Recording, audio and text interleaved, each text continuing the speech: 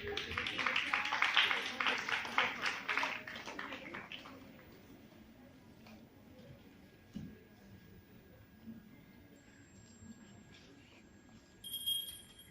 afternoon, everyone. I'm Kunjal Patwari of grade 9 from Acharya Pathashala Public School, speaking against the motion climate change is still a distant threat.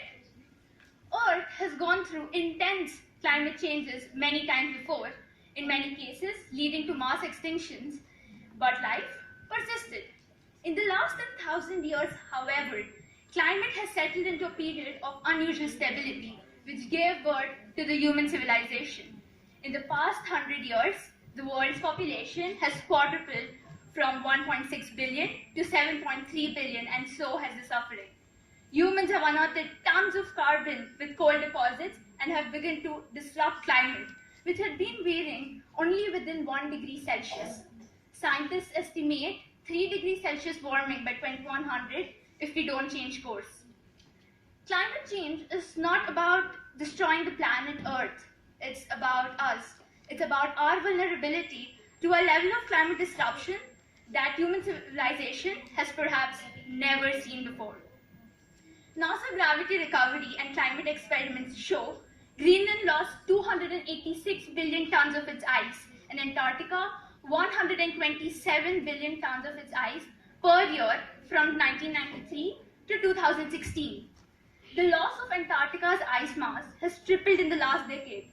It's also estimated that the disappearance of all frozen water at the poles or on mountain tops would cause sea levels to rise by nearly 62 meters and an additional 2 meters by melting of Greenland, West Antarctic and East Antarctic ice caps by 2100. Global sea level rose by 8 inches in the last century.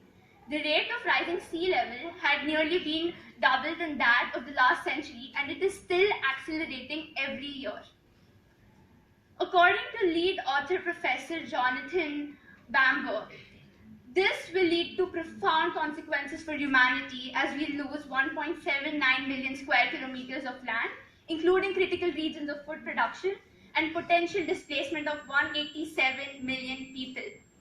Under the pessimistic future of continued high emissions of greenhouse gases, Coastal DEM suggests that 630 million people live today in land that will be projected to annual flood events by 2100.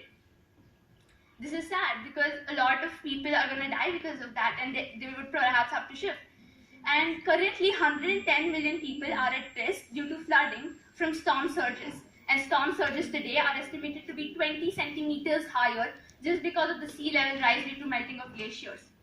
Carbon dioxide concentrations in the atmosphere now are over 440 ppm, their highest levels recorded in 800,000 years.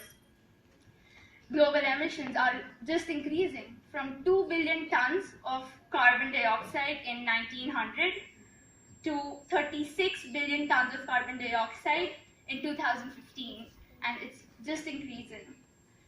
To mitigate climate change, however, UN has set a target of limiting warming to 2 degrees Celsius above pre-industrial temperatures in the Paris Agreement. However, the world is not on track to meet its agreed target, and the approximate warming would be between the range 3.1 to 3.7 degrees Celsius under current policies.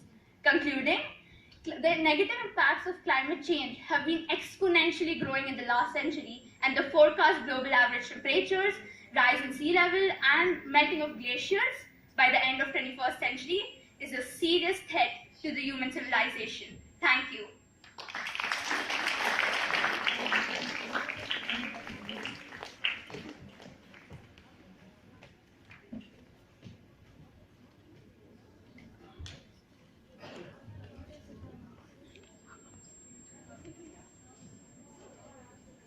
Good afternoon. Good afternoon.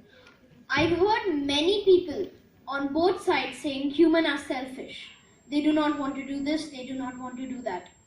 How do you know, even if means are implemented to curb climate change, that people will follow? They will not be selfish and they will not turn to their own means and do whatever they wish to do. See, people will continue to do it, but now, do you want to change it? Do I want to change it? That's the question.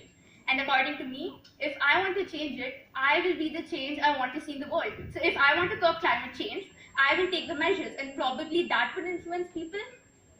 Yes, maybe I want to do it, maybe you want to do it, but hypothetically, maybe he doesn't want to do it. Maybe he doesn't want to do it. So, okay, imagine you're in a room of 10 people and one person starts doing something good, and maybe a second person starts doing that. And like this, maybe 9 people are doing that, but there's that one person who doesn't want to do it. Don't you think that seeing that 9 people around me are doing it, why shouldn't I do it? Wouldn't he be influenced to that level?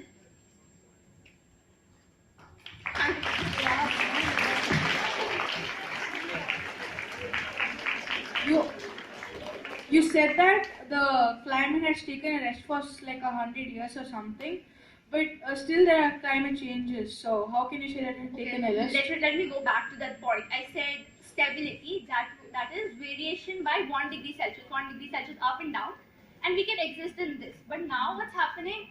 It's going even more up, like 3 degrees Celsius or 2 degrees Celsius. So that's what I talked about. So climate change is happening, but naturally it's happening between 1 degree Celsius. But due to human intervention, according to me, it's happening on a greater scale, maybe 2 degrees and above that.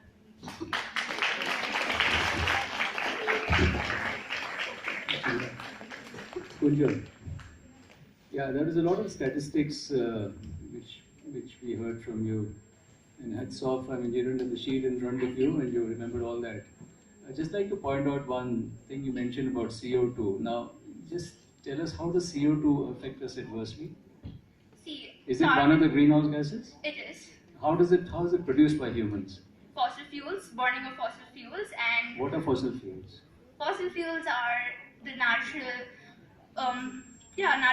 minerals or resources which can help us to produce energy. Okay, so let's say petrol. Is petrol, consuming petrol leads to CO2 It does. production? The exhaust does. Burning coal leads to? Carbon dioxide emission. Okay, let me just quickly come to my point.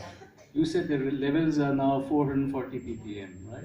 Yes. If you look at the net, you'll find long back, very, very long back, it was as much as 1000 ppm. So you might like to check it out. I just wanted to question you on that.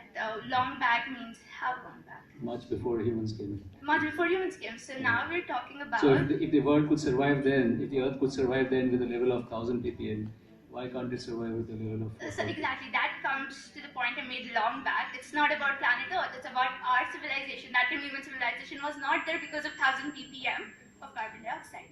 And now it's there because it's much lesser. And if we go on increasing, it will lead to our doom, the human civilization's doom, and not the planet's. Thank you.